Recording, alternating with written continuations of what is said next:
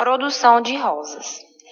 Este trabalho é apresentado ao curso de Engenharia Agronômica do Unifor-MG como requisito parcial para obtenção de crédito na disciplina de Floricultura e Paisagismo. As alunas integrantes é Débora Menezes Cherone Souza, Lavina Rodrigues de Faria, Maria Olívia Cunha Santos Vieira, professor Dr. Adriano Alves Silva. Introduzindo o nosso trabalho, na década de 50, a floricultura chegou ao Brasil. O Brasil ele é de clima frio e temperado, e por isso teve essa demanda melhor na floricultura, devido às suas características. O mercado interno e a exportação são processos importantíssimos que estão na importância econômica e social da floricultura. As rosas, elas são da classificação do reino vegetal, a classe de cotiledôneas, a ordem Rosales, família Rosácea, tribo Rosaciense.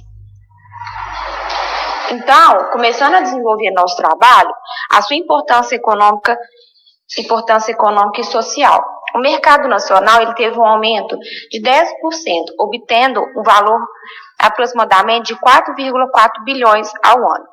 Já nas exportações, teve uma geração de ganho de 23,81 milhões. E o Ceasa Campinas, ele movimenta cerca de 6 mil toneladas por mês, gerando então 10 milhões de reais mensais.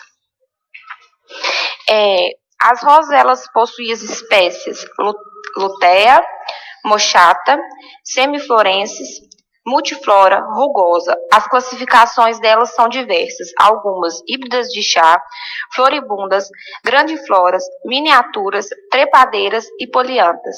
E as suas cultivares são Red Success, Sônia, Oceana, Sandra, Dallas e Tinec.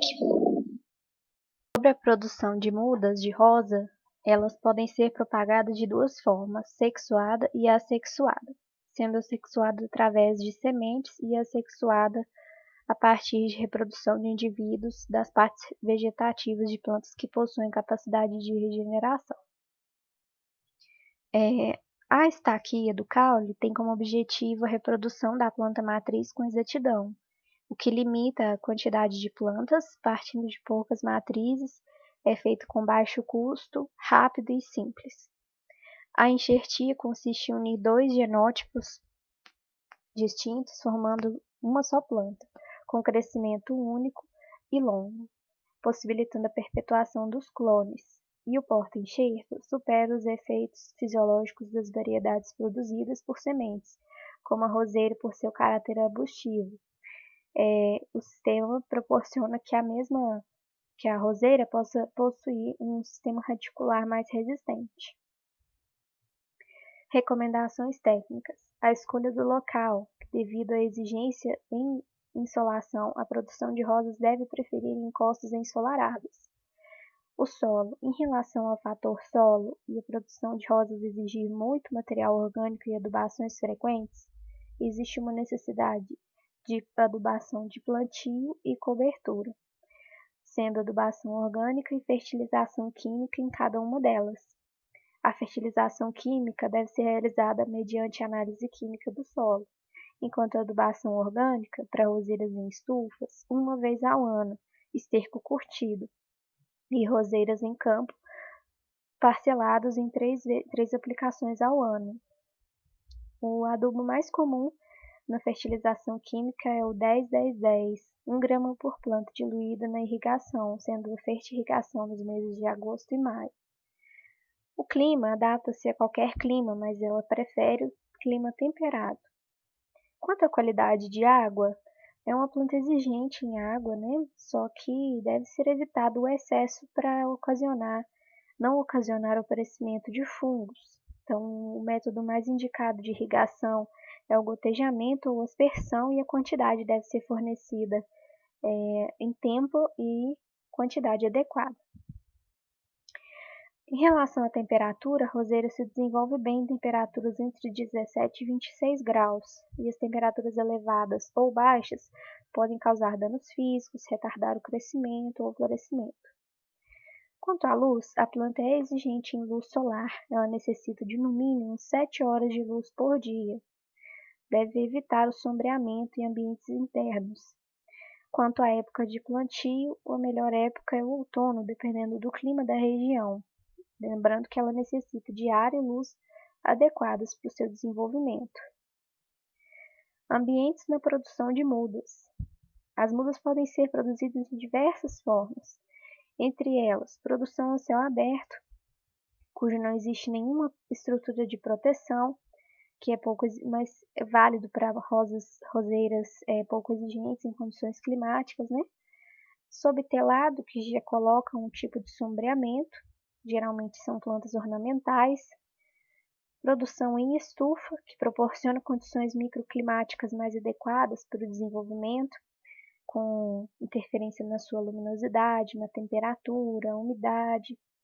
Produção em estufa não climatizada, que são buscados o controle de umidade e de luminosidade dentro do ambiente, né? O controle é maior na luminosidade.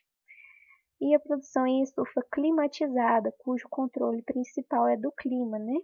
Busca a luminosidade ideal, mas a umidade, a temperatura ideais também.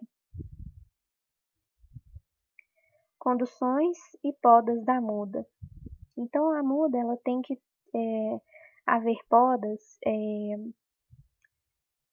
nas épocas ideais, né? No manejo certo, para que ela possa se desenvolver bem. Então, através das mudas é que ela consegue conduzir melhor a formação da parte aérea, que é a parte comercial. Formação e manutenção, quando são feitos a remoção dos botões laterais, certo? A condução e floração, o ciclo de florescimento dos ramos, né, que é de 5 a 7 semanas, vai permitir o planejamento da produção de flores, né? Em épocas em que o consumo é mais necessário. A limpeza, que é a eliminação dos ramos doentes, improdutivos, mortos. A produção, que é a condução da planta de forma a aumentar a produção dela. E o rejuvenescimento, né? A poda de inverno. As brotações são podadas em pontos que coincidirem com as gemas que irão produzir flores de qualidade. Os efeitos da poda dependem da região de crescimento, né, da parte da planta, do tipo da planta, época de plantio. A poda ela é responsável pela penetração de luz no interior da copa, o que vai aumentar a produção de hastes florais, que é o que interessa. Então, podas drásticas elas podem causar um efeito supressivo no desenvolvimento da planta no geral. Sendo assim, é necessário saber onde podar, né? Fazer isso com a ajuda de um profissional para ter os melhores resultados. Os trotes culturais têm como objetivo um bom desenvolvimento das plantas, que são necessários em épocas adequadas, que vão desde o plantio até a colheita. Então, a irrigação, a metodologia mais indicada é o gotejamento, mas também pode ser utilizada a aspersão. E a quantidade de água vai depender de diversos fatores, tipo de solo, o clima da região, o controle de pragas e doenças. Hoje em dia existem diversas tecnologias que vão minimizar ou descartar o uso de agrotóxicos para o controle dessas pragas e doenças, utilizando o manejo integrado de pragas e também controle biológico. Como exemplo, tem a armadilha adesiva, usar jatos de água e o controle biológico, que é usar um inseto para combater o que está sendo praga.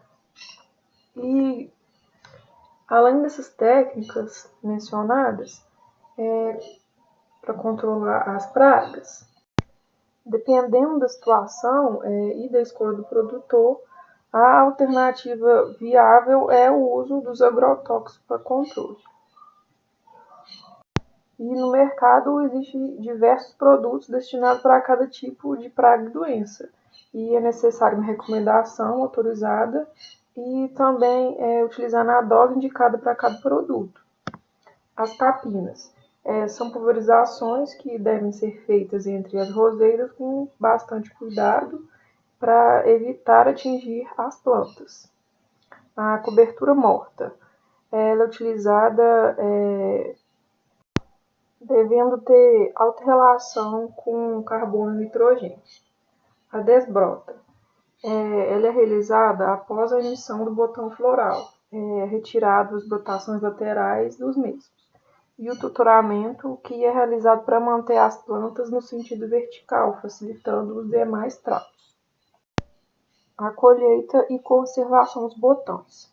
Então, os fatores que vão afetar a conservação das flores, os processos fisiológicos da planta, ataques de fungos e bactérias, ponto de colheita tem que ser no ponto ideal, perda de água por transpiração, que vai causar o murchamento, danos mecânicos nas plantas, exposição a altas temperaturas e a qualidade da água, que o alto teor de sais vai reduzir o período de conservação das plantas. O armazenamento. Temos o refrigerado, que tem como objetivo regular a oferta e a demanda e também permitir o transporte para longas distâncias. A atmosfera controlada, que é utilizada uma câmara fria com uma atmosfera artificial, onde a concentração de oxigênio é baixa e a de gás carbônico é alta. Então, assim é possível reduzir a taxa respiratória das rosas e diminuir também o gasto das reservas nutricionais. A baixa pressão, que as plantas elas são armazenadas em ambiente com pressão subatmosférica. E o ambiente frio e ventilado continuamente com ar puro úmido, é possível prolongar o período de vida das rosas com a remoção do etileno do ambiente. A conservação em água, que é utilizado para períodos curtos de armazenamento, que consiste em colocar a base da planta na água, sem preservativos florais. E a conservação em seco, que é utilizado uma embalagem de polietileno ou com uma camada de cera, para preservar as plantas. Considerações finais. A floricultura ela é uma prática muito diversificada, sendo uma nova oportunidade de negócio que resulta em ótimos resultados. E o cultivo de rosas ele movimenta a economia do país, abastecendo o mercado interno e também o externo.